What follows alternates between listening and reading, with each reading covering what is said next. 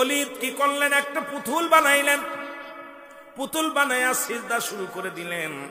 আব্দুল্লাহর বেটা মুহাম্মাদের কোনোদিন ভগবানকে দেখতে পারি নাই, সে আল্লাহকে কোনোদিন দেখা যায় না, কোনোদিন দেখতে পারি না, তারে আমরা মানি না, ওর কথাও বিশ্বাস করি না, মানব না, এটা মানা যাবে না, অসম্ভব। এই অলিদের পূজা করা শুরু করলি, পুরো পূজা শুরু করলো পুতুলটার মধ্যে যাইয়া ভগবানের কাছে চায়। গভীরে একদিন রাত্রে, গভীর রাত্র হয়ে গেছে, অলিদের পুতুলের ভিতর থেকে আওয়াজ আসে, অলিদ,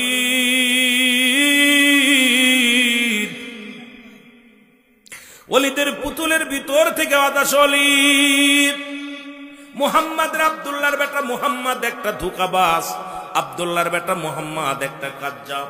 আব্দুল্লাহর বেটা মুহাম্মাদের খোদা বলতে কিচ্ছু নাই, আব্দুল্লাহর বেটা মুহাম্মদ সে একটা মিথ্যুক কাজ্জাব।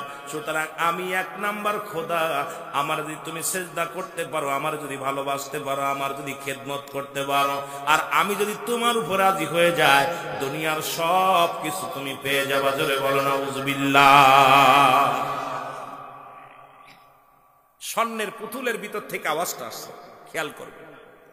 এখন ওয়ালিদ কি করলেন? তার ভাই বন্ধু আত্মস্বজন সবাইকে দাওয়াত দিলেন, শোনো মুহাম্মদ, আব্দুল্লাহর বেটা মুহাম্মদ, উনি যে ভগবান, উনার যে খোদা আছে, উনি তো কারুর লগে কথা বলে না। আব্দুল্লাহর বেটা মুহাম্মাদের আল্লাহ কথা বলতে পারে না, কিন্তু আমার আল্লাহ কথা বলতে পারে। আব্দুল্লাহর বেটা মুহাম্মাদের ভগবান কথা বলতে পারে না, ভালো মন্দ কিছু বলতে পারে না, কিন্তু আমার খোদা সব বলতে পারে। এই কথা বলে বলে দলে দলে মানুষগুলো সব নাস্তিক করে ফেললেন। সব মানুষ পুতুলের প্রতি তারা ঈমান আনায় ফেললেন। নাউযুবিল্লাহ বলেন না। কি ভাই উঠাউঠি করেন কে? ছেড়ে দিব আজ? এই উঠাউঠি করেন। এই জায়গার মর্যাদা যদি জানতেন, এই জায়গাতে উঠা আপনারা হাত ধরে উঠাইলে উঠতেন না। এটা রিয়াজুল জান্নাহ, বেহেশতের বাগান, আর বেহেশতের বাগানে জাহান্নামীরা আইব না। এই জায়গা আজকে মানুষ, ওই যে মানুষ দিছে আগুন, পানি, মাটি, বাতাস, বাতাসের ভাগটা যাদের নসিবে বেশি, দেখবেন ওরা এক জায়গা থাকতে পারে না, ওইগুলো সব বাতাসের ভাগ বেশি। ওরা দেখবেন মসজিদে গেলে 2 রাকাত পড়েই মারে দৌড়। কথা বুঝলেন? ওরা বসতে পারে না, দেখবেন মসজিদে দেখবেন বাজারে যা দেখছেন হাটে ঘুরে বেড়াচ্ছে, কারণ ওর বাতাসের ভাগটা পরিমাণ বেশি। বাতাসের কাজ হলো খালি দৌড়ে বেড়ানো, খালি উড়ে বেড়ানো, ঠিক কিনা? পানির ভাগ দেখবেন, পানি খালি নিচে মোগরায়, পানির ভাগটা যাদের নসিবে বেশি, ভালো কাজ করতে পারে না। ওরা দুনিয়ায় কাজগুলো সব পানি, মানে পানির কাজ হলো নিচে মোগড়ানো, ভালো দিকে অগ্রসর হতে পারে না, খারাপ দিকে অগ্রসরে বেশি। কথা বুঝলেন? আগুনের ভাগটা যাদের নসিবে বেশি, এদের মেজাজ দেখবেন করা। ভালো কথা বললে, হ্যাঁ ভাই ভালো আছে, কম যাচ্ছেন, দেখবেন রাগ ওর শরীরে থাকে। আগুনের ভাগ যাদের নসিবে বেশি, এদের মেজাজ করা বেশি, এটা ভালো না। এর রাগ, মারামারি, হট্টগোল করার তালেই থাকে ওরা। ওদের সাথে ভালো মতো ইমাম সাহেব ভালো আছেন, ইমাম সাহেব জিজ্ঞেস ভাইজান ভালো আছেন, আরে ধর্মিয়া তোমার কাছে করতে হবে নি। আগুনের ভাগ বেশি, আগুন হলো ওদের মেজাজ করা। আর সবচেয়ে খাঁটি হলো মাটি। এই দেখবেন মানুষ যখন ভালো হয়, একটা মেয়েই রাস্তা দিয়ে হাঁটে করে, মেয়েটা কারের মাটির মতো মানুষ, মেয়েটা মাটির মেয়ে, কিনারে ছেলেটা তো মাটির মতো, কারণ মাটিটা দৌড়াদৌড়ি করে না। এই জন্য মাটির ভাগটা আমাদের বেশি দরকার, যেটা বলেন ঠিক কিনা? এই জন্য আগুন, পানি, মাটি, বাতাস 4টা রং দিয়ে মিশ্রিত করে মানুষ বানানো। এ ভাই, এগুলো নিয়ে আমাদের রিসার্চ করার দরকার। এই জন্য অ্যারিস্টটল, সক্রেটিস বই লেখা পার বলছে, নো দাইসেল, নিজেকে নিজে চিনতে হবে, মানারাফান নফস, নিজের নফসকে চিনতে হবে, কলবু সালিম, আত্মাকে প্রসিদ্ধ করতে হবে। কিন্তু আমরা তো খালি অন্যকে নিয়ে ব্যস্ত, ঠিক কিনা? ঠিক কিনা? এই জন্য আমার বাবারা খুব খেয়াল করতে হবে, আমি কে, আমাকে কেন পাঠালো, আমি কি কাজ, আমার দায়িত্ব কি, এগুলো একটু গবেষণা করেন না, দেখবেন আপনার নিজেকে নিজে, আপনি আর অন্য কারোকে চিন্তা করা লাগবে না। নিজের বাপের কথা, নিজের চিন্তা একবার ভিতর থেকে এসে যাবে। এ আমার ভাইয়েরা, আমার বন্ধুরা, আমার ওয়ালিদ কি করলেন? আব্দুল্লাহর বেটা মুহাম্মাদের কাছে বলে, এ মুহাম্মদ, আমি কিছু কথা বলতে চাই। বলে, কি কথা? বলে, কথা হলো, আমি আগামীকাল সারা ওয়ার্ল্ডের মানুষগুলো ডেকেছি, আমার খোদা কথা বলে, তোমার খোদা যদি কথা বলতে পারে আমি ডাক দিব, তুমি তোমার খোদারে ডাকবা, তোমার আল্লাহরে ডাকবা। তোমার আল্লাহ যদি কথা বলতে পারে তাহলে বুঝবো তোমার আল্লাহ সঠিক, আর আমার আল্লাহ, আমার খোদা যদি কথা বলতে পারে, তুমি তোমার দলবল নিয়ে কালেমা পড়ে আমার খোদার অন্তর্ভুক্ত হয়ে যাবা। মানো কি মানো? রাসূলুল্লাহ বলেন, আমি মানলাম, তোমার কথা মেনে নিলাম।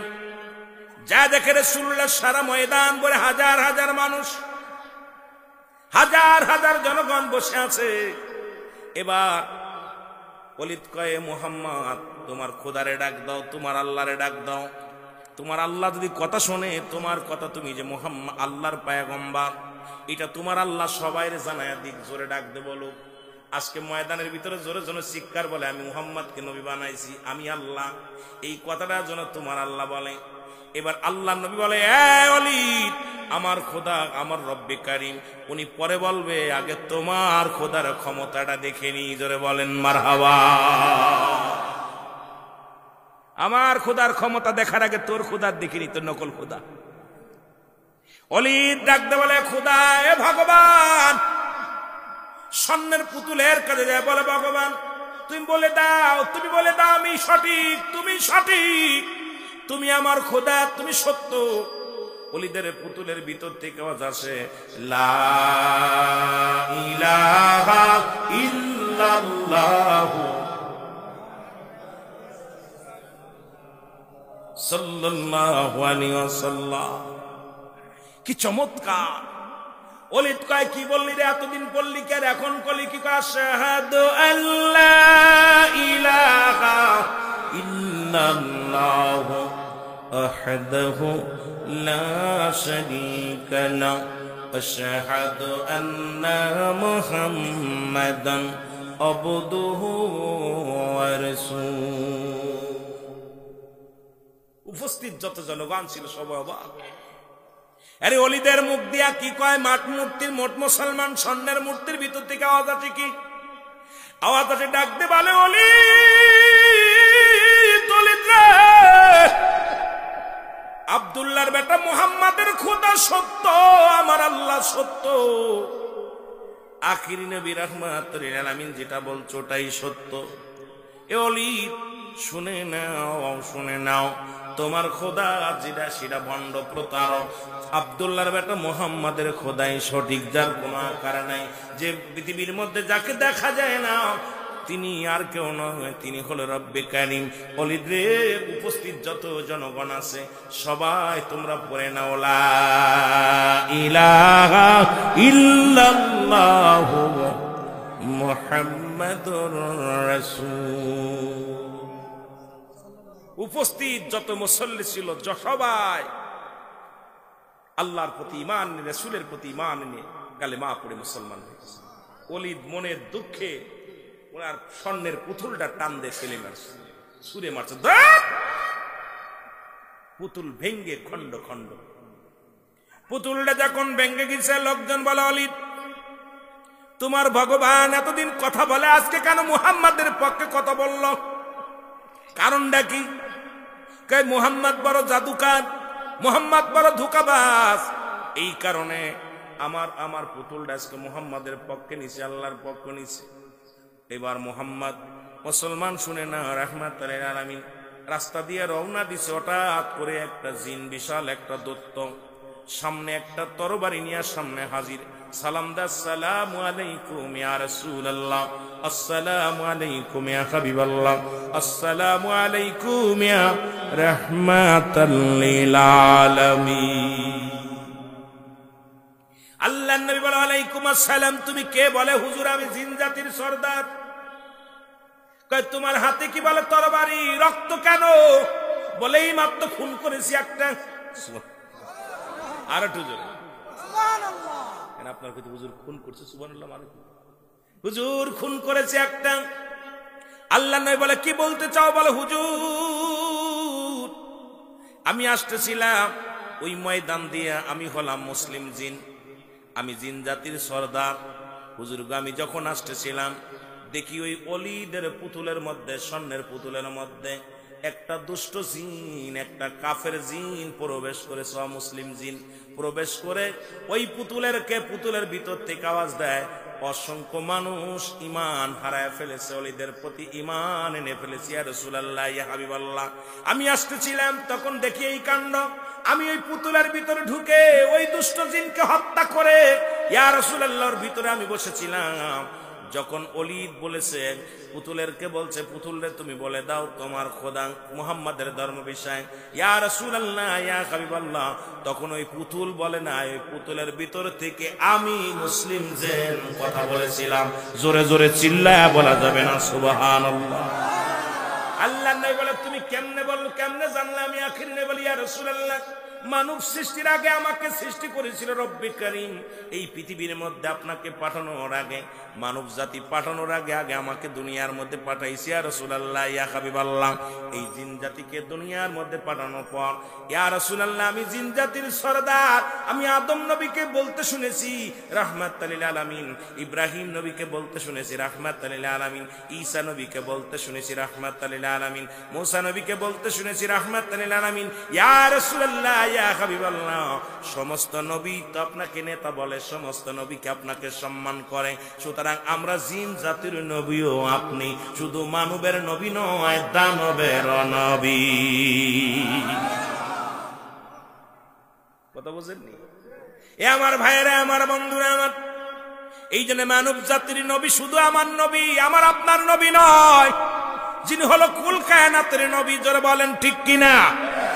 আসমানের নবী, জমিনের নবী, আকাশের নবী, বাতাসের নবী, চন্দ্রের নবী, সব জাতির নবী হলো রাহমাতাল লিল আলামিন। সেই নবীর ভালোবাসা যার অন্তরে যতটুক, তার ঈমান বলতে ততটুক। নবীর প্রেম ভালোবাসা যার অন্তরে নাই, তার ঈমান বলতে কিছু নাই, সরাসরি বেঈমান।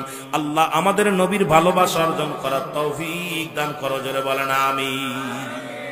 আর সেই রাসূলুল্লাহ নামাজের গুরুত্ব দিছে কি দেয় নাই?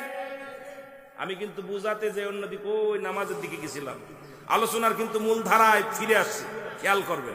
আমি আগেই বলছি আমি একদম আলোচনা করবো আপনাদের জানা আলোচনাগুলো, এত এত গভীর আলোচনা করবো না যাদের আপনাদের বুঝতে কষ্ট হয়, যেটা এটা মুখস্থ করতে কষ্ট হয়। সেই রাহমাতুল লিল আলামিন বললেন, সাহাবীরা রে, আমি তোমাদের এমন একটা আমল দিব যে আমি নবী তোমাদের হাত ধরে জান্নাতে নিব। রাসূলুল্লাহ বললেন, সাহাবীরা রে তোমরা শুনে নাও, শোনো, হলো যে ব্যক্তি 5 ওয়াক্ত নামাজ, 5 ওয়াক্ত সালাত সময় মতো ওক্ত মতো আদায় করতে পারবে, আল্লাহর নবী তার হাত ধরে জান্নাতে নিবে। জোরে বলেন মারহাবা। এখন রাসূলুল্লাহর সঙ্গে জান্নাতে যেতে চান কে কে? একটু হাত তোলেন। চাননি? জোরে বলেন চান। আরো জোরে বলেন চাননি। অনেকে হাত উঠাইছেন, মানে অর্ধেক যাবেন অর্ধেক যাবেন না। কথা বুঝেননি? রাসূলুল্লাহ নিজে বলছে, আমার মুখের কথা না, নবীজি বলছে যে ব্যক্তি 5 ওয়াক্ত সালাত, 5 ওয়াক্ত নামাজ সময় মতো ওক্ত মতো আদায় করতে পারবে, আমি নবী তার হাত ধরে জান্নাতে নিয়ে যাব। যেহেতু শাবান মাস, সামনে মায়ের রমজান মাস, এই রমজান মাসের গুরুত্ব অনেক, ফজিলাত নামাজের গুরুত্ব। মুসলমান এমনি নামাজ যখন আদায় করবেন 27 গুণ সব, যখন একাকার নামাজ পড়বেন, আর এই মসজিদে যখন নামাজ পড়বেন একাকার নামাজ পড়ার চাইতে 27 গুণ সব বেশি হবে। আর আল্লাহ রাব্বুল আলামিন মাহে রমজানের খাতিরে ওই 27 কে 70 গুণ দিয়া দিছে, কারণ কোন ব্যক্তি 70 গুণ সব তার বেশি আমল নামায় লেখা হবে। জোরে জোরে চিল্লায় বলেন মারহাবা। নামাজ যে নবীর অনুকরণ করি, সেই নবী নামাজের জন্য কষ্ট করেছে। আমার মুসলমান গভীর মনোযোগ, মাহে রমজান মাসে 3টা ভাগ করেছে। একটা হলো রমজান মাসে রহমত, মাগফিরাত, নাজাত, ঠিক কিনা? জোরে বলেন ঠিক কিনা? এই মাহে রমজান মাসের প্রস্তুতিমূলক মাস হলো শাবান মাস। প্রস্তুতি হতে হবে। কেমন প্রস্তুতি? আগামী কাল থেকে ফজর থেকে নামাজ আর ছাড়বো না, কারণ মায়ের রমজান মাসে তো নামাজ পড়তেই হবে। আগামী কাল থেকে 1 ওয়াক্ত নামাজ আর কাজা করবো না। মুসলমান শুনে নাও, আর এই যত বাজার, যত রমজান মাসে কেনাকাটা লাগে, সব কিছু যদি পারেন আপনি আগে করাই করবেন, যাতে করে বাজারে না যাওয়া লাগে। রমজান মাসটা আবদ্ধ থাকবেন, কারণ শিকল দিয়া শয়তানকে বন্দী করা হয়। তারপরে এখন বলতে পারেন হুজুর তারপরে কেন অন্যায় হয়? কারণ মানব শয়তান, জিন শয়তান, নফ শয়তান, খবিস শয়তান, আর শয়তান, শয়তানের শয়তানি, মুনাফিকের মুনাফিকি, সগল করে সগল করি। এই যে খারাপ আত্মাগুলো যেগুলো থাকে, এগুলো আপনার নষ্টের মূল, এগুলো আপনাকে সারা জীবন পরিচর্যা করে করছেন, এই জন্য এরাই পরিচালনা করে আপনাকে। জোরে বলেন ঠিক কিনা? আমার ভাইয়েরা, আমার বন্ধুরা, সালাতটা আদায় করবেন, 5 ওয়াক্ত সালাত। রাজি আছেন? জোরে বলেন রাজি আছেন? আমি ওদিকে পরে যাই, একটু দূরে ঘুরে আসি। রাসূল বললেন বলা পর রাসূলের সাহাবী নাম হলো আব্দুল্লাহ আনসারী। নাম কি? আব্দুল্লাহ আনসারী। জোরে বলেন মারহাবা। নাম কি? আব্দুল্লাহ আনসারী। এই আব্দুল্লাহ আনসারী উনি বাড়ি গেলেন। বাড়ি যাওয়ার পর নবীজি কি ওয়াজ করছে বিবি জিগায় স্বামীরে। অনেক মা বোনেরা মাইকের আওয়াজ শোনেন, আল্লাহর রাস্তায় আজকে ওয়াজটা কানে শুনবেন। কারণ আপনাদের স্বামীরা যারা মাহফিলে আসছে, যারা আপনাদের যাদের বিবিগুলো আসে নাই, একটু বাড়ি ওয়াজটা নিয়ে যাবেন। কারণ আল্লাহর নবী সাহাবী আব্দুল্লাহ আনসারীর বিবি বাড়িতে গেলে ডাকতে বলে, স্বামী আল্লাহর নবী আজকে কি ওয়াজ করছে বলেন। নবীজি কি ওয়াজ করছে আগে আমারে জানায়া দেন। আব্দুল্লাহ আনসারী ডাকতে বলে, বিবি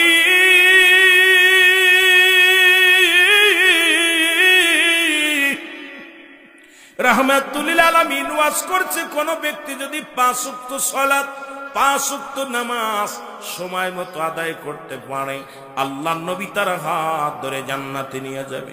বিবি ডাকতে বলে, স্বামী ও প্রাণের স্বামী, আপনার কাছে একটা দাবি আমি করব। জীবনে কোনোদিন আমি স্বর্ণের দাবি করব না, খানার দাবি করব না, বাড়ির দাবি করব না, গাড়ির দাবি করব না। আপনি আমাকে একটু সুযোগ করে দিবেন, আমিও যেন সময় মতো 5 ওয়াক্ত সালাত আদায় করতে পারি। জোরে বলেন মারহাবা। কেমন বিবি দেখছেন? আমাদের বিবিরা তো অনেক কিছু চায়, আর সাহানবীর সাহাবীদের বিবিগণ শুধু আমল করতে চায়। স্বামীকে ডাকতে বলে, স্বামীরা আমাকে একটু সুযোগ দিবেন, আমিও যেন নামাজটা আদায় করতে পারি। কিয়ামতের ময়দানে আপনি নবীর সঙ্গে জান্নাতে যাবেন, আমাকেও সঙ্গে নিবেন। মারহাবা বলেন। আপনারা নিবেন নি বউরে? এই বিবিগুলো নিবেন? এগুলো নিবেন না। দেখছেন আপনি কইছেন ইনশাআল্লাহ এরা চুপ করে আছে। হুজুর এই দুনিয়ার মধ্যে যানজটটার মধ্যে ছিলাম, দুনিয়ার মধ্যে বুঝাইতে পারি আর জান্নাতের মধ্যে নিয়ে বিপদে পড়ব কি? প্রতিদিন হট্টগোল করা লাগে গ্রামে, আবার দেশের বাড়িতে। এই বউ নিয়ে যদি জান্নাতে থাকি, প্রতিদিন কেনা হট্টগোল করবো? কতক্ষণ ঠিক কিনা? এ আমার ভাইয়েরা, আমার বন্ধুরা, আমার রাহমাতুল লিল আলামিনের পিছে প্রতিদিন এসে নামাজ পড়ে। যেমন আপনাদের ইমাম সাহেব হুজুর, উনার পিছে যারা সালাত আদায় করে, একদিন যদি না আসেন, দুদিন যদি না আসেন, উনি জিগাই বারাক মুসল্লির ভাই অমুক মুসল্লি কই? উনি জিগাই সালাম ফিরে, ভাই অমুকরে তো দেখি না। ইমাম সাহেবের সঙ্গে সম্পর্ক কেমন হয়ে যায়, ভালো হয়ে যায়। ইমাম সাহেবের সঙ্গে মুসলমান মুসল্লিদের সম্পর্কটা অনেক সুন্দর হয়ে যায়।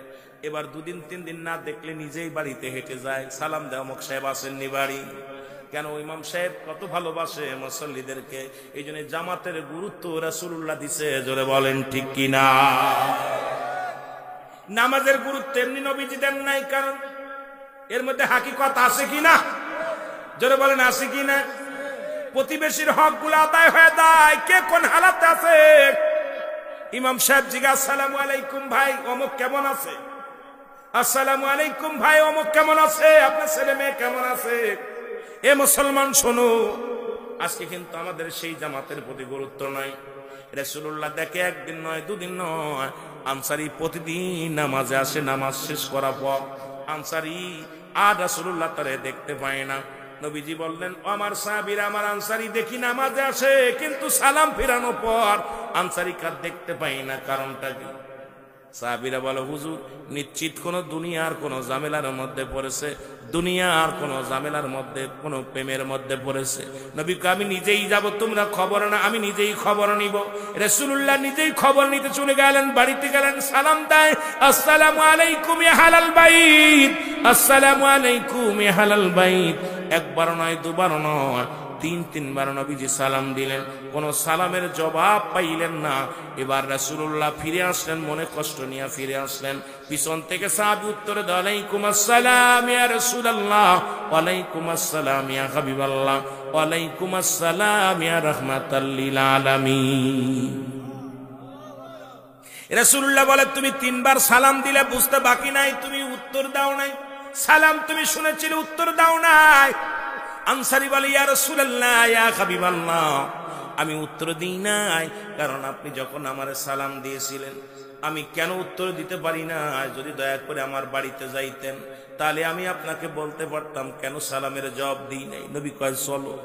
কেন নবীকে বায়ানাত, উত্তম ব্যবহার, উত্তম আখলাক, উত্তম চরিত্র আমার রাসূলকে যা দিয়েছে পৃথিবীর মধ্যে, সেই রাসূলের গুণে গুণান্বিত হওয়ার দরকার আছে কিনা? রাসূলের কি আদর্শ ছিল! কোন নবীজি কষ্ট পায় না, চলো যাই আমরা ধর কেবল ঘুরে আসলাম আবার। রাসূলুল্লাহ চলে গেলেন, আনসারী দরজা খুলে দিলেন। দরজা খোলা পর দেখে পিছনে বিশাল একটা গর্ত খোঁড়া, বিশাল একটা গর্ত খোঁড়া। রাসূলুল্লাহ বললেন, আনসারী তোমার ঘরের ভিতরে এত বড় গর্ত খোঁড়া কেন? বলে, ইয়া রাসূলুল্লাহ, ইয়া হাবিবাল্লাহ, এই যখন আপনি আমাকে সালাম দিয়েছিলেন নবী গো, তখন আমি গর্তের মধ্যে উলঙ্গ অবস্থায় বসেছিলাম। ইয়া রাসূলুল্লাহ, ইয়া হাবিবাল্লাহ, নবী গো,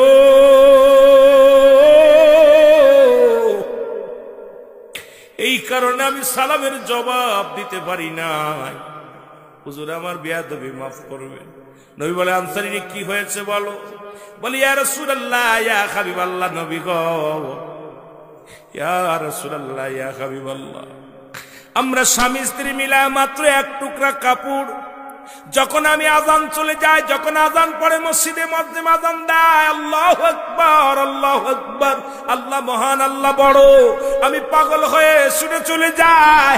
তখন সঙ্গে সঙ্গে আমি ওই কাপড়টা পরিধান করে মসজিদে চলে যাই। ইয়া রাসূলুল্লাহ, ইয়া হাবিবাল্লাহ, আমার বিবি উলঙ্গ অবস্থায় গর্তের মধ্যে বয়া থাকে। আবার যখন নামাজ শেষ করে সালাম ফিরায় আমি এক দৌড়ি বাড়ি চলে আসি। বাড়ি আসিয়া ওই গর্তের মধ্যে ঢুকিয়া কাপড়গুলো খুলে আমার বিবিরে দিই। যখন আপনি সালাম দিয়েছিলেন তখন আমার বিবি কাপড় পরিধান করে নামাজ পড়তেছিল। ইয়া রাসূলুল্লাহ, ইয়া হাবিবাল্লাহ, আমি উলঙ্গ থাকার কারণে আপনাকে আমি সালামের উত্তর দিতে পারি নাই। আমার নবী বলে, আনসারী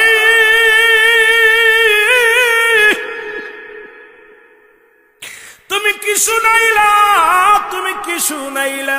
আনসারী বলে, নবী গো, আমাদের স্বামী স্ত্রী মিলে মাত্র একখানা কাপড়। ইয়া রাসূলুল্লাহ, ইয়া হাবিবাল্লাহ, আপনি ওয়াজ করেছিলেন যে ব্যক্তি 5 ওয়াক্ত সালাত, 5 ওয়াক্ত নামাজ সময় মতো ওয়াক্ত মতো আদায় করতে পারে, আমি নবী তার হাত ধরে জান্নাতে নিয়ে যাব। আমার বিবি আমার কাছে দাবি করে, নবী গো, আমি যেন 5 ওয়াক্ত সালাত সময় মতো আদায় করতে পারি। এই কারণে নবী গো, যখন সালাম ফিরায় দৌড়ায় বাড়ি চলে আসি। বাড়ি আসিয়া কাপড়টা খুলে দিয়ে আমার বিবি নামাজে দাঁড়ায় যায়। আমার নবী ডাক দে, আনসারী আয় আয় আয়, আমি নবী কথা দিলাম রে, আমি নবী কথা দিলাম, ইয়াউমাল কিয়ামতের ময়দানে তোদের স্বামী স্ত্রী দুজনকেই নিয়ে আমি নবী জান্নাতে যাব। জোরে বলেন মারহাবা। এর এক কাপড়ে দুজন নামাজ পড়েছে। এখন যদি আপনাদের এলাকার মধ্যে এমন কোন গরিব নাই, এমন কোন ফকির নাই যার এক টুকরা কাপড় আছে? কথা এখানে যারা বেনামাজি বলেন দি তাদের একখান কাপড় আছে? কথা কন না, একখান কাপড় আছে? একখান কাপড় নাই, অথচ কাপড়গুলো উঠায় থইছেন। আর জুম্মার নামাজে যা আসেন ব্রাজিল আর্জেন্টিনার কাপড় পরে আসেন, ভালো পাঞ্জাবি গুলো উঠায় রাখেন, ভালো কাপড়গুলো গুছায় রাখেন। আরে কপাল পুরা মুসলমান শোন, সবচেয়ে বড় মেহমান হলো আমার আল্লাহ। সেই আল্লাহর দরবারে হাজিরা দিবি, সেখানে গেলে জার্সিরা কাপড় পরে ব্রাজিলের আর্জেন্টিনার জার্সি বইরা ভালো কাপড়গুলো দোলাই করে রেখে দিস ঘরের মধ্যে। আর এক কাপড়ে যদি সাহাবীরা নামাজ আদায় করতে পারে, এখন এই নামাজের হিসাবটা যদি আপনাদের এলাকার মানুষের নেয়, আমার মন বলে একটা মানুষ জান্নাতে যেতে পারবো না। এক কাপড়ে, কল্পনা করছেন, এক কাপড়ে স্বামী স্ত্রী দুইজন নামাজ পড়ছে। আর আপনাদের আমাদের কত কাপড়, এরপরে নামাজ আসি না, কি জবাব দিব? জবাব দিতে পারবেন? এই জন্য মায়ে রমজান মাসের প্রস্তুতিমূলক মাস। এই মাসটা এখন থেকে, আজ যেহেতু সময় আর বেশি নাই, আর মাত্র 4টা দিন বাকি আছে রে মুসলমান। 28 তারিখে তারাবি পড়া লাগবো, ঠিক কিনা? প্রথম রোজা শুরু হয়ে যাবে। এই জন্য আমি আপনাদেরকে অনেক কথা ছিল, ওদিকে বলতে পারবো না। আমারে বলছে, হুজুর একটু ওয়াজ করবেন মা বাবার দিকে, তবুও তো আমি সময় অন্যদিকে নষ্ট করলাম। এখন আলোচনার মূল ধারায় যেতে পারি নাই, কারণ কথা বলেই শেষ করতে পারি না। নামাজ একমাত্র কাফের এবং মুসলমানদের মধ্যে পার্থক্য হলো নামাজ। সমস্ত খারাপ কাজ থেকে বাঁচায় নামাজ। এখন মুসলমান নামাজের ওয়াজ করতে হবে ইহুদি খ্রিস্টান অন্যান্য মুসলিমদের কাছে, সেই নামাজের ওয়াজ করা লাগে মুসলমানদের কাছে। এর চাইতে দুঃখ আর থাকতে পারে না। নামাজ ছেড়ে দেয়া কবিরা গুনাহ, মিথ্যা বলা কবিরা গুনাহ। আমরা এখন মিথ্যার মধ্যে এমন ভাবে জড়িয়ে পড়েছি, মিথ্যা ছাড়া চলতে পারি না। রাজনীতিবিদ বলেন আর ব্যবসায়ী বলেন আর ইমাম বলেন, মজ্জেম বলেন, মাওলানা বলেন, আলেম বলেন, উলামা বলেন, সবাই জন্য একটা মিথ্যাটা এমন ভাবে মিথ্যার প্রতি ঝুঁকে পড়েছি, মিথ্যা ছাড়া চলতে পারি না। জোরে জোরে বলেন ঠিক কিনা? এ আমার ভাইরা, আমার বন্ধুরা, আমার যে কথা বলতেছিলাম, মিথ্যা বলা কবিরা গুনাহ, বেগানা নারীর সঙ্গে দেখা দেয়া কবিরা গুনাহ। এই ওয়াজ তো সমাজে চলবেই না। বেগানা পুরুষের সঙ্গে দেখা দেয়া কবিরা গুনাহ, বেগানা নারীর সঙ্গে দেখা দেয়া কবিরা গুনাহ। যাদের সঙ্গে দেখা দেয়া জায়েজ তাদের সঙ্গে বিয়ে করা হারাম, যাদের সঙ্গে দেখা দেয়া হারাম তাদের সঙ্গে বিয়ে করা জায়েজ। এই ওয়াজ যদি করি, বাংলাদেশে অনেক আলেমের কপালে কষ্ট আছে মুসলমান, অনেক ইমাম সাহেব ইমামতি চলে যাবে, অনেক আলেমের চাকরি চলে যাবে। কারণ বেগানা নারী নিয়ে অফিস আদালত করতেছি, বেগানা নারীর পিছে পিছে দৌড়াইতেছি। মুসলমান শুনে নাও, যেটা হারাম, হারামকে কোন ব্যক্তি হালাল বলার এখতিয়ার কারণ নাই। পৃথিবীর মধ্যে হারামকে হালাল বলার সঙ্গে সঙ্গে সে কাফের হয়ে যাবে সমাজ থেকে। মুসলমান শুনে নাও, শুনে নাও। সুতরাং বেগানা নারীর চেহারা দেখা হারাম, বেগানা পুরুষের চেহারা দেখা হারাম। জোরে বলেন আল্লাহু আকবার। টুপি মাথায় দিয়ে অফিস আদালত করতেছি বেগানা নারী নিয়ে, অফিসের মধ্যে বইয়া চা খাইতেছি, বিস্কিট খাইতেছি, বড় বড় ফতোয়া দিতেছি। জোরে বলেন ঠিক কিনা? হারাম তো হারামই, কোন মুক্তির এখতিয়ার নাই হালাল বলার। বেগানা নারীর চেহারা দেখা হারাম, বেগানা পুরুষের চেহারা দেখা হারাম। এই আইন যদি মানা হতো সমাজে, যেমন পর্দা ফরজ, নামাজও ফরজ, একটা বাড়িতে পর্দা নেই। কোথায় ওয়াজ? লম্বা লম্বা ভাষণ দিতেছি, মাইক পাইলে এমন ভাবে ফাটিয়ে দিতেছে, আমার মতো বক্তার কেউ নাই, আমার মতো জান্নেওয়ালা, আমার মতো বন্নেওয়ালা, আমার মতো কোরআনের দরদি, হাদিসের দরদি, মুফতি সাহেব আর কেউ নাই। অথচ বাড়ি কন্ট্রোল করতে পারি নাই, সমাজ কন্ট্রোল করতে পারি নাই, নিজের ছেলে মেয়ে কন্ট্রোল করতে পারি নাই। ছেলে মেয়ে বেনামাজি, বিবি বেনামাজি, বেপর্দায় চলাফেরা করে। আজকে জাতির অবস্থার জন্য আমরা দায়ী, কারণ নিজে আমরা অন্যকে বলার জন্য ব্যস্ত আছি, নিজে কন্ট্রোল নয়। জোরে বলেন ঠিক কিনা? আমার ভাইয়েরা, আমার বন্ধুরা, আমার কষ্ট হয়নি আপনাদের? বাসা বুঝেন? আমার বাবারা, আমার এই গুনাহগুলো মাফের দরকার আছে। এখানে এই জন্য জান্নাতের বাগান আল্লামা খুদবি রাহমাতুল্লাহ বয়ান করে, দুনিয়ার মানুষ শুনে নাও, হাজার গুনাহ করেছো, দুনিয়ার মধ্যে গুনাহ করতে করতে আসমান থেকে জমিন পর্যন্ত যত খালি জায়গা আছে গুনাহ ভরপুর করে ফেলেছো।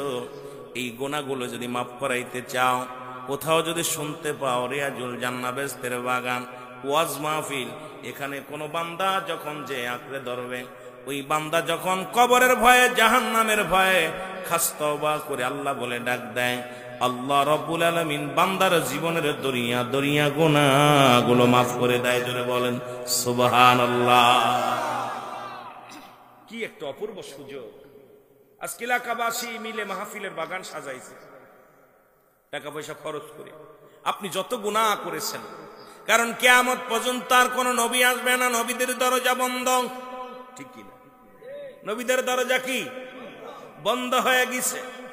এখন আমার দেশে অনেক মৌলবী সাহেব বলে হেদায়েতের মালিক, পীর সাহেব কয় আমি হেদায়েতের মালিক, মুফতি সাহেব কয় হেদায়েতের মালিক, মৌলবী সাহেব কয় হেদায়েতের মালিক।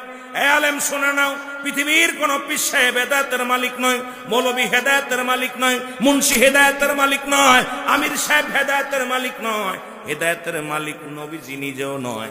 যদি কোনো ব্যক্তি বলে রাসূলুল্লাহ হেদায়েতের মালিক, আমি বলবো এটা হলো 1 নাম্বার বাটপার। কারণ হেদায়েতের মালিক যদি রাসূলুল্লাহ হতো, তাহলে আবু জেহেলের কপালে কালেমা জুটতো। যেহেতু আবু জেহেলের কপালে কালেমা জোটে নাই, হেদায়েতের মালিক স্বয়ং আল্লাহ। জোরে বলেন ঠিক কিনা? সবাই পীরকে মাকসুদ বানাইছি, নেতাকে মাকসুদ বানাইছি, সব মাকসুদ বানাইছি। মাকসুদ কে? আরো জোরে চিল্লায় বলেন না কে? আল্লাহ। আমরা সবাই নেতারে বানাইছি, নেতাই মনে হয় সব। আহা, ওই নেতাই কিয়ামতের ময়দানে কাঁদবে, নিজেই নাফসি নাফসি করে কাঁদবে, নিজেরই খোঁজ থাকবে না। কথা বুঝেন? আমরা কি অবস্থার মধ্যে আছি, বড় কষ্টের মধ্যে আছি। অনেক পীর মুরিদি করি, নামাজ পড়ি না। দেখা যায় পীরের দরবারে আয় হায় এমন ভাবে পাগল হয়ে চলে গেছে, নামাজের মসজিদে এভাবে আসে না। জোরে বলে ঠিক কিনা? আসে না, আসে না। তাহলে আমি এই জন্য বললাম যে এখন তো নামাজ কাজা দিলে 80 খুতবা পরিমাণ জাহান্নাম। এখন 80 খুতবার 1 খুতবা পরিমাণ হলো 2,88,00,000 বছর। তাহলে এবার চিন্তা করেন যে আপনি যারা আজকে ফজর পড়েন নাই, জোহর পড়েন নাই, আসর পড়েন নাই, মাগরিব পড়েন নাই, ঈশা পড়েন নাই, আপনাদের কত কত গুনাহ হয়েছে। একদিনের গুনাহ একটু হিসাব করে আমার দেখা। কথা বোঝেন নাই? এই একদিনের জাহান্নামটা হিসাব করে মিলায়া দেন। এই একদিন কত গুনাহ করছেন, এই গুনার কথাগুলো একটু মিলায়া দেন। ও মানুষ, বলতেছিলাম পৃথিবীর মধ্যে আসার একটা সিরিয়াল আছে যার কোনো সিরিয়াল নাই। আর মানুষের 2টা সময় মরণ হয়, একটা হলো রাতের বেলা, একটা হলো দিনের বেলা। দিন শুরু করেছি, মৃত্যুবরণ করি নাই। রাত শুরু করেছি, মৃত্যুবরণ করি নাই। সকাল পর্যন্ত বেঁচে থাকবো কেউ বলতে পারি না।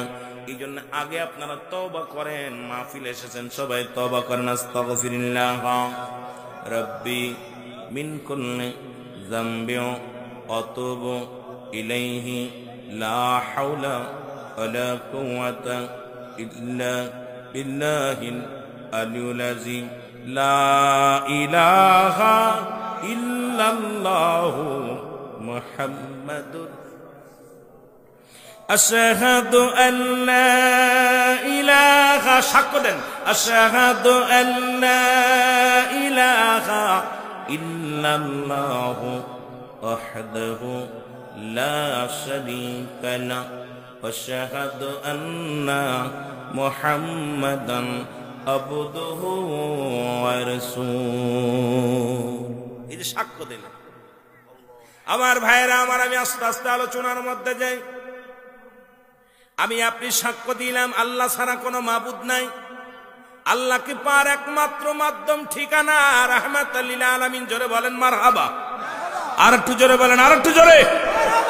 এ আমার ভাইরা আমার, আল্লাহ ডাকতে বলেন বিসমিল্লাহির রাহমানির রাহিম। কুল হুয়াল্লাহু আহাদ আল্লাহুস সামাদ লাম ইয়ালিদ ওয়া লাম ইউলাদ ওয়া লাম ইয়াকুল লাহু কুফুয়ান আহাদ। আল্লাহ ডাকতে বলেন হাবিব জানায়া দাও আমি আল্লাহ এক। আল্লাহ কয়জন? জোরে বলেন আল্লাহ কয়জন? যারা দেবতা পূজা করে তাদের আল্লাহ কয়জন? যারা চন্দ্র পূজা করে, যারা মূর্তি পূজা করে, যারা মন্দির পূজা করে, যারা মাজার পূজা করে, এই দুনিয়ার মধ্যে মুসলমান শুনে নাও, অসংখ্য মানুষ আমরা শিরকি করি, গুনাহ করতেছি আমরা দুনিয়ার মধ্যে। কেউ করে দরগা পূজা, কেউ করে মাজার পূজা, কেউ করে মুসলমান মূর্তি পূজা। আজকে পূজার মধ্যে সব ঢুকে গেছি আমার ভাইরা, আমার বন্ধুরা আমার। আল্লাহ ডাকতে বলে হাবিব আপনি জানিয়ে দেন আমি আল্লাহ এক। আল্লাহ কয়, আল্লাহ বলে বান্দারে আমি আল্লাহ এক। পৃথিবীর মধ্যে কাউরে জন্ম দিই নাই, কারো থেকে জন্ম নিই নাই। আল্লাহর কোনো ছেলে নাই, মেয়ে নাই, কোনো বংশ পরিচয় নাই। আল্লাহ এটা বিশ্বাস আছে কার কার? আল্লাহ একজন, কার কার বিশ্বাস একটু হাত তোলে।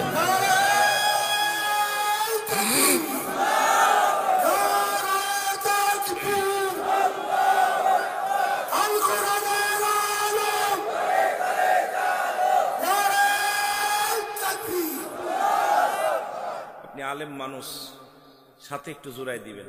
যখন নারায়ে তাকবীর বলবেন, নারায়ে রিসালাত আওয়াজটা দিবেন, দ্বিধাদ্বন্দ্ব থাকবেন। নারায়ে রিসালাত ইয়া রাসূলুল্লাহ। আল হাসান আল হুসাইন যখন সোয়াদায়ে কারবালার জমিনে ইয়া মুহাম্মাদান বলে চিৎকার মেরেছিল, অনেক অসংখ্য দলিল আছে। ইয়া হরফে নেদা দিয়ে ডাকবেন, হে আমার নবী। এখন নবীরে ইয়া বলা যাবে না, কোন হাদিসে আছে আমি জানতে চাই, হাদিস তাফসীর কারকরা আমার ভাইয়েরা, বিশেষ করে ইয়া রাসূলুল্লাহ বলবেন, ইয়া রাসূলুল্লাহ। কারণ ইসলামকে যেখানে কোরআন আনছে, কোরআন আসছে নবীর কাছে। আমরা যখনই বলবো আল কোরআনের আলো, আল কোরআন আসছে রাসূলুল্লাহর কাছে, রসুল লাগবে। জোরে বলেন ঠিক কি না? বাবাও লাগবে, মাও লাগবে, রাসূলকে লাগবে। এই জন্যে যেহেতু আমি রেসালাত লাগবে, রেসালাত লাগবে আমার বাবারা। এই জন্যে নারায়ে রেসালাত ইয়া রাসূলুল্লাহ আমরা যেন দ্বন্দ্ব না করি। যেন আমাদের বগুড়ার দিকে আলোচনা হলে লিল্লাহি তাকবীর, ওরা নারায়ে তাকবীর, আপনি নারায়ে তাকবীর বলেন, নারায়ে তাকবীর বলে না, বলে লিল্লাহি তাকবীর। কথা বুঝেননি? নারায়ে তাকবীর উচ্চ আওয়াজ আল্লাহর জন্য তাকবীর দাও, লিল্লাহি তাকবীর আল্লাহর জন্য তাকবীর দাও। কথা বুঝেননি? দুইটা কিন্তু শব্দ একই, কিন্তু অবুঝার কারণে, আমরা না বুঝার কারণে, এই জন্যে এখানে কোরআন হাদিসের আলো, কোরআনের আলো দরকার, হাদিসের আলো দরকার। জোরে বলেন ঠিক কিনা? দুইটাই দরকার, কোরআন হাদিস ইজমা কিয়াস। আর এইটাই হলো ইসলামের মূল নীতি, হলো ইসলাম, ঈমান, ইহসান, কালেমা, নামাজ, রোজা, হজ, যাকাত, শরিয়াত, তরিকত, হাকিকত, মারিফাত, আগুন, পানি, মাটি, বাতাস। জোরে বলেন না মারহাবা। কথা বুঝেননি? এই জন্যে আপনারা এই জায়গায় একটু জোরাই দিবেন, যেহেতু আপনি একজন আলোচক, তাহলে আমাদের সমাজ থেকে ফিতনা দূর হয়ে যাবে। আবার অনেকে মনে করো হুজুর মনে আরেক দল করে। কথা বুঝছেন? নেই ভেজাল, আপনাদের দোষ না, আমাদের আলেমদের ভেজাল হয়ে যাবে। কথা বুঝছেন? আর আমাদের দেশে সব তো লিখতে না পারলে মুসার জম, ঠিক কিনা? লিখতে না পারলেও মুসার জম, মুছতে পারে, লিখতে না পারলে। এই হলো আমাদের সমাজ। একটু মহব্বতের সঙ্গে দুরূদ শরীফ পড়েন, আল্লাহুম্মা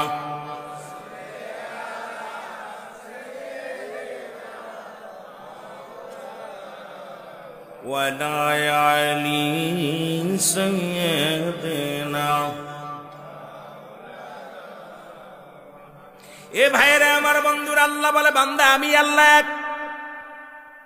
এ মুসলমান, আল্লাহকে কে কে এক মানেন? একটু হাত দুখানা তুলে দেখান। আল্লাহ কয় আমি কারুর জন্ম দিই নাই, কারু থেকে জন্ম নিই নাই। আসমান জমিনের মধ্যে আমার সমতুল্য সমকক্ষ কেউ নাই। তাহলে সিজদা পাওয়ার কোন যোগ্য কোন ব্যক্তি নাই। মুসলমান তিনি হলো স্রষ্টা, আমরা হলাম সৃষ্টি। তামাম পৃথিবীর মধ্যে যা কিছু আছে তার সৃষ্টি। সুতরাং এই সৃষ্টিকে সিজদা দেওয়ার কোন এখতিয়ার রব্বুল আলামিন আপনাকে দেন নাই। জোরে বলেন ঠিক কিনা? স্রষ্টাকে সিজদা করবেন, সৃষ্টিকে না। কথা বুঝেন আমার? সৃষ্টিকে না। আপনি আমি কি? আর উনি বুঝবেন, কিন্তু আলোচনা আমি একদম নরমাল ভাষায় আপনাদের বুঝা আলোচনাগুলো করব। আমার ভাইয়েরা আমার, বন্ধুরা আমার, এখন আল্লাহ বলে সারা পৃথিবী, তামাম পৃথিবীর মাকলুকাত গুলো, তামাম পৃথিবী আমার মুখাফেক্ষি। শুধু মাকলুকাত নয়, গোটা কুল কায়নাতের মধ্যে যা কিছু আছে সব আমার রব্বে কারীমের মুখাফেক্ষি। রব্বে কারীম কারোর মুখাফেক্ষি নয়। বলেন ঠিক কি না? কথা কি বোঝেন? সন্তান ইনকাম জানে না, বাবার কাছে চায়, বাবা তার গার্জিয়ান। কি কন? এখন আল্লাহ রাব্বুল আলামিন কয় পৃথিবীর সব মাখলুকাত যা কিছু আছে সব কিছু আমার মুখাফেক্ষি, আমি কারোর মুখাফেক্ষি নাই, তাকাব্বারি করি না। আমার তাকাব্বারি করে দুনিয়ার সমস্ত মাখলুকাত গুলো। বলেন ঠিক কি না? হুকুম মানবো কার? আরো জোরে বলেন কার? এ আমার ভাইয়েরা আমার, এই দাওয়াত দিলেন রাহমাতুল লিল আলামিন, রাসূলুল্লাহ দাওয়াত দিলেন। ও আরেকটা কথা বলি এখানে, আরেকটা, সেটা আমাদের খেয়াল করার দরকার। আমার জীবনে আমি অপমানিত হয়েছি একবার সিলেটের মাহফিলে। সিলেটে জাফলং একটা মাহফিলে গেছি। আমি যখনই বিশ্বনবী বলেছি আমাকে ডায়াসে নামায় দিছে 2006 সালে। আপনারা রাসূলকে বলবেন কুল কায়নাতের নবী, বিশ্বকবি আর বিশ্বনবী। বিশ্বকবি রবীন্দ্রনাথ ঠাকুর, আমার নবীর যদি সম্মান বাড়ে এটা আমাদের লস না লাভ? যেরকম লস না লাভ? আপনি একটা মুফতি মানুষ, মৌলানা মানুষ, আপনাকে যদি মৌলবী বলি মানুষ কষ্ট পাবে, আপনি মনের ভিতরে কষ্ট পাবে। যেহেতু কামেল পাস করছেন মৌলানা বলতে, ইমাম সাহেব যদি বলে এই মুসল্লি সাহেব, ইমাম সাহেব কবে কি রে, আমি ইমাম মানুষ, আমার একটা মুসল্লি, ঘটনা রাখি। দেখুন কুল কায়নাতের নবী রাহমাতাল লিল আলামিন, নবীকে বিশ্ব নবী বললে নবীকে ছোট করা হয়। শুধু বিশ্ব বললে সামান্য বোঝায়, বিশ্ব বললে সামান্য বোঝায়। এটা আমিও বলতাম একসময়, অনেক বলেছি, অনেক আমার মুখ দিয়ে কত যে বিশ্বনবী বলেছি তার হিসাব নাই এখন। কারণ বাইরে যাওয়ার পর দেখছি অনেক মানুষ এটাকে রিসার্চ করে বিশ্বনবী বলাকে নিয়ে অনেক গবেষণার মধ্যে বেদাল বেঁধে গেছে যে বিশ্বকবি আর বিশ্বনবী পার্থক্য কি। আমার নবী হলো কুল কায়নাতের নবী। জোরে বলেন না মারহাবা। এই নবী বলেন হায়াতি খায়রুল লাকুম, আমার হায়াতের জিন্দেগিটা উম্মতের জন্য কল্যাণ স্বরূপ। আর একটু জোরে বলেন, আর একটু জোরে বলেন।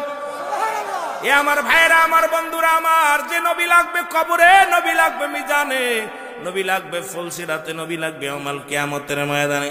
তাই বলে এই নয় আল্লাহকে কষ্ট দিয়ে রাসূলকে ভালোবাসা যাবে না। রাসূলকে মুসলমান পৃথিবীর মধ্যে স্তর আছে, এই পৃথিবীর মধ্যে আল্লাহ রব্বুল আলামিনের স্তর যেখানে, সেখানেই রব্বুল আলামিন নবীর স্তর আছে, আপনার মা বাবার স্তর আছে, পীর মাশায়েখের স্তর আছে। এখন আমার দেশের সমাজ এমন একটা বেজালে ফেলাইছে, রব্বে কারিমের সঙ্গে সবাই শরীক করে ফেলে। ধরে বলেন ঠিক কি না? হাসতে হাসতে গুনাহ করে ফেলে। রাসূলুল্লাহ যখন এই দাওয়াত দিতে লাগলেন, তৎকালীন জামানার নাম হলো ওলীদ নামে এক দুশমন। নাম কি? জোরে বলেন, নাম কি? ওলীদ। উনি আল্লাহকে সিজদা করা মানতে পারেন নাই। আখির নবী বলছে, দুনিয়ার মানুষ, আমি আল্লাহর পয়গম্বর। এই কালেমা শুধু আমার নবীর নয়, যদি বলেন আখির নবী মুহাম্মাদের কালেমা, তাহলে এটা হলো আরেক বাটপার। কারণ এই কালেমাটা আমার নবী, শুধু আমার নবীর নয়, এই কালেমাটা হলো আদম আলাইহিস সালাম থেকে শুরু করে। আদম বলে লা ইলাহা ইল্লাল্লাহ, আদম শফিউল্লাহ। লা ইলাহা ইল্লাল্লাহ মুসলমান ইব্রাহিম খলিলুল্লাহ। লা ইলাহা ইল্লাল্লাহ ঈসা রূহুল্লাহ। লা ইলাহা ইল্লাল্লাহ মুসা কালিমুল্লাহ। লা ইলাহা ইল্লাল্লাহ মুহাম্মাদুর রাসূলুল্লাহ। সুতরাং আদম আলাইহিস সালাম, হাওয়া আলাইহিস সালাম থেকে শুরু করে এই কালেমা শুরু হয়েছে, আখিরি নবী পর্যন্ত চলছে, কিয়ামত পর্যন্ত চলবে। জোরে বলেন ঠিক কি না? কোন নাস্তিক বলতে পারবে না এই কালেমা আমি শুনি নাই। কোন কাফের বলতে পারবে না এই কালেমা আমি শুনি নাই। কোন মুসলিম বলতে পারবে না এই কালেমা আমি শুনি নাই। কারণ আদম নবী থেকে শুরু করেছে। আদম নবী বলছে লা ইলাহা, নাই কোন ইলাহ ইল্লাল্লাহু, এক আল্লাহ ছাড়া। আমি আদম শফিউল্লাহ, আল্লাহর পয়গম্বর। সুতরাং পৃথিবীর মধ্যে আমার নবী, আপনার নবী, তামাম পৃথিবীর মধ্যে যত নবী পয়গম্বর দুনিয়ার মধ্যে আগমন করেছে, সবাই এই কালেমার দাওয়াত দিতে। জোরে বলেন মারহাবা। কেউ অস্বীকার করতে পারবে না। যদি কোন নাস্তিক বলে যে আমি কালেমা বিশ্বাস করি না, আমি ওটা বাটপার। কারণ আদি পিতা থেকে শুরু করে জাতির পিতা, আদি পিতা, সব পিতায়। আবার জাতির পিতা বললে আরেকজনকে বুঝায়েন না। কথা বোঝেননি? কথা বোঝেন? আদি পিতা কিডা? আদম আলাইহিস সালাম। জাতির পিতা ইব্রাহিম খলিলুল্লাহ। জোরে বলেন মারহাবা। মারহাবা বলেন। কি যে বিপদে আছি ভাই, কথা বুঝেননি? খুব বিপদের মধ্যে আছি। আমি যাব আস্তে আস্তে আলোচনার মধ্যে যাই। সাল্লাল্লাহু আলাইহি ওয়াসাল্লাম বালাগাল উলাবি কামালিহি কাশাওয়াত তুজাবি জামালিহি হাসনাত জামিয়া খিসালিহি সাল্লু আলাইহি ওয়া আলিহি। কালেমা তাওহীদ রসলিখা আসে মোহাম্মদ বামেতে আকা। বন্ধুর পাশে বন্ধু বসা, কালেমাতে আসে প্রমাণ। বালাগাল উলাবি কাশাওয়াত তুজাবি জামালিহি হাসনাত জামিয়া খিসাল। সাল্লু আলাইহি। আলহামদুলিল্লাহ, সমস্ত প্রশংসা সেই মহান রব্বুল আলামিনের দরবারে, যে রব্বুল আলামিন আপনাকে আমাকে আজকের এই ঐতিহাসিক আজিমুশান ওয়াজ ও দোয়ার মাহফিলে বসার মতো, আসার মতো সুযোগ দান করল। উচ্চ কণ্ঠে আওয়াজ দিয়ে বলেন আলহামদুলিল্লাহ। আজকের এই মাহফিল থেকে সালাম ও কদম মুসি জানাই কুল কায়নাতের নবী, নবীদের নবী, রাহমাতাল লিল আলামিনের পুত পবিত্র কদম মোবারক। সালাম জানাই সারা বাংলাদেশের হক্কানি উলামা, মাশায়েখ, পীর মাশায়েখ সকলকে। সালাম জানা আজকের মাহফিলের সম্মানিত সভাপতি জনাব মোহাম্মদ আখতার হোসেন সাহেব, আজকের মাহফিলের সম্মানিত ওলামা ইকরাম, দিগর ওলামা ইকরাম, মসজিদের ইমাম সাহেব, মুসল্লিগণ, সামনের উপবিষ্ট আশিক জাকের আন্দর প্রাণ মুসলমান ভাই বন্ধুগণ, পর্দারের মা বোন সকলকে জানাই সালাম, আসসালামু আলাইকুম রাহমাতুল্লাহি ওয়া বারাকাতুহু। আপনারা সবাই ভালো আছেন? আমি আসলে নিজে অসুস্থ, যদিও অসুস্থর কথা বলি জনগণ বলবে ওলামা একরাম মাহফিল আসলেই বলে অসুস্থ। এটা একটা ঘাটা ঘটে গেছে। এক দেশের গালি এক দেশের বলি। আমার বাড়ি মাগুরা জেলা, আপনাদের বাড়ি চাঁদপুরে। আপনাদের ভাষার লগে আমার ভাষা মিল হবে না, আমার ভাষার লগে আপনাদের ভাষা মিল হবে না। সন্ধ্যা থেকে শুরু করে ওলামা একরাম কোরআন হাদিস থেকে আলোচনা করেছেন, আপনারা আলোচনা শুনেছেন। মুখ্য বিষয় হলো আমাদের আমল। জোরে বলেন ঠিক কিনা? আজকে বক্তা বাড়ছে, ইমাম বাড়ছে, মজ্জেম বাড়ছে, মসজিদ বাড়ছে, মাদ্রাসা বাড়ছে, ইমান বাড়ে নাই। সমাজ জাতি অবস্থা খুবই ভয়ঙ্কর। তো রব্বুল আলামিন আজকের এই মাহফিল আপনাকে আমাকে বসার মতো সুযোগ দান করল। একটু উচ্চ কণ্ঠে আওয়াজ দিয়ে আর একবার বলেন আলহামদুলিল্লাহ। একটু মহব্বতের সঙ্গে দুরূদ শরীফ পড়ুন আল্লাহুম্মা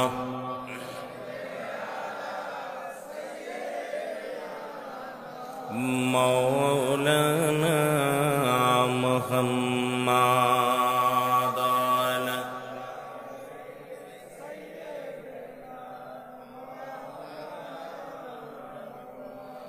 এ ভাইরা আমার, বন্ধুরা আমার, রব্বুল আলামিন রিয়াজুল জান্নাহ বেহেশতের বাগান, এই জান্নাতের বাগানে আসার মতো বসার মতো সুযোগ দান করল।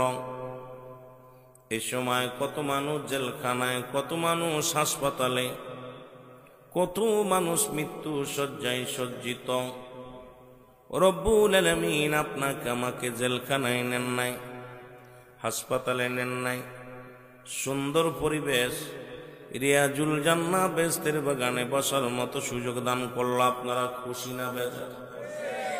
বান্দা যখন জান্নাতের বাগানের দিকে রওনা হয়ে গেছে, বাড়ি থেকে নিয়ত করে আমি জান্নাতের বাগানে যাব, নিয়ত করার সঙ্গে সঙ্গে রওনা দেওয়ার কারণে প্রতিটা কদমে কদমে আমার আল্লাহ রব্বুল আলামিন বান্দার জীবনের যত সগীরা গুনাহ ছিল সমস্ত গুনাহগুলো রব্বুল আলামিন মাফ করে দিয়েছে। জোরে বলেন আলহামদুলিল্লাহ। জান্নাতের বাগানে নিয়ত করে রওনা দেওয়ার কারণে সগীরা গুনাহ মাফ। কি গুনাহ মাফ? ছোট ছোট গুনাহগুলো মাফ। ও যুবক, যে কোনো মুহূর্তে দুনিয়া থেকে বিদায় হয়ে যেতে পারি। পৃথিবীর